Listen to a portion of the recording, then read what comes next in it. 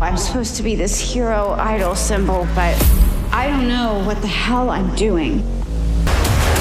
She's a simp, just like the rest of them. Greetings, nerdy list aficionados, and welcome back with more boys facts. Facts about the boys. Me and the boys. I won't stop making that joke, no matter how lame it is and how much it dates this video. I'm Sash, and today we're taking a look at Starlight. We already did the Homelander, so if you missed it, check that out. Today, we're talking the top 10 scary the boys Starlight facts you need to know. Grammar was a super and the boys killed it. Now, let's get started.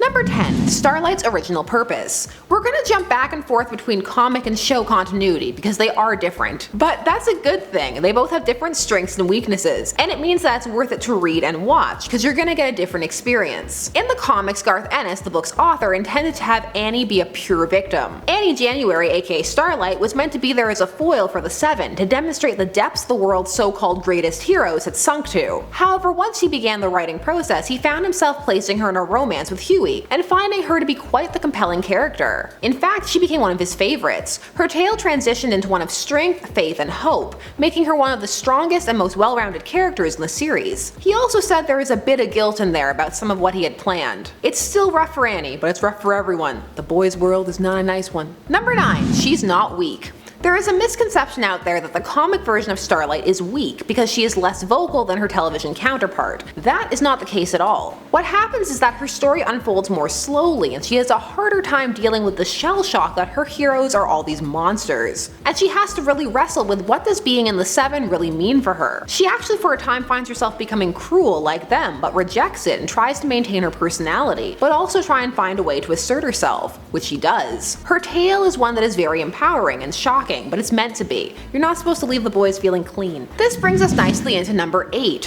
which is the changes made to some of Starlight's storylines for the adaptation. Most of these changes revolve around her sexual assault. This occurs when she first joins the Seven. In the comics, she is assaulted by the Homelander along with the A-Train and Black Noir, and she keeps it to herself, but finds ways to assert and defend herself within the team. She's not quite willing at the start to shatter the illusion for the people around the world, who she believes need heroes. She also does blame herself in a very realistic tale of self-doubt and questions of agency. Meanwhile in the series is the Deep and the Deep alone who coerces her into sexual favors, and spoilers ahead, she does go public later. What has happened here is adaptational changes because of the times. Showrunner Eric Kripke was quite vocal about adapting the story for a post-Me Too world, so they didn't want her to feel like she had no agency. Well, a lot of what it boiled down to was if they waited for her to have her epiphany, say in season 3, there would be petitions and riots in the streets, calls for cancellation, the whole 9 yards, so they felt they had to do it sooner rather than later. Thankfully they have it play out well and in line with the boys' universe, but still that sounds like a reactive audience problem in general, not a source material problem. Also, the Deep's comeuppance plays out well, though the point is more nuanced than some are reporting. Number 7.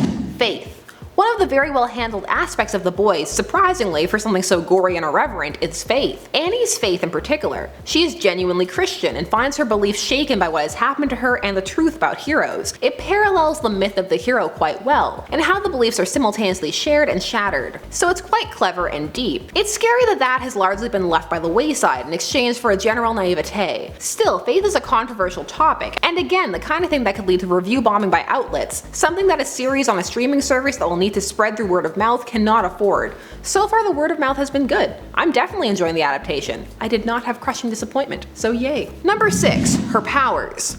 Now on the surface, Starlight's powers may appear to resemble Jubilee's Sparkle Sparkle, but just like Jubilee, they can be much more than that. It's not just fireworks. Starlight can absorb electrical energy around her to fuel her powers. She can fire energy blasts, and she is bioluminescent, meaning she can glow, but the level of brightness she can achieve is literally blinding. In the comics, she blinds the A-Train in one eye when he tries to lay his hands on her again. She also has a tragic backstory. She blinded her parents as a child, and had to be placed in special foster care for children with powers, which which does seem plausible. If children manifested their powers from birth, there would be a lot of accidents, a lot of PR to dispatch. This is part of what causes Annie to reject the fake backstory the company attempts to give her, which brings us to number 5. The backstory. As mentioned in one of our earlier videos on The Boys, the superhero origins are all fake, part of the propaganda machine propped up by the comic book industry to fuel Vought's hold on the illusion that the supers are heroes, and forces for good, but also that they are something magical and unattainable to hide the fact that anyone can get powers by taking Compound V, which can then alter one on a genetic level, resulting in the birth of children with powers. The original 7 are lab grown. The Homelander actually has a produced origin of his landing and discovery.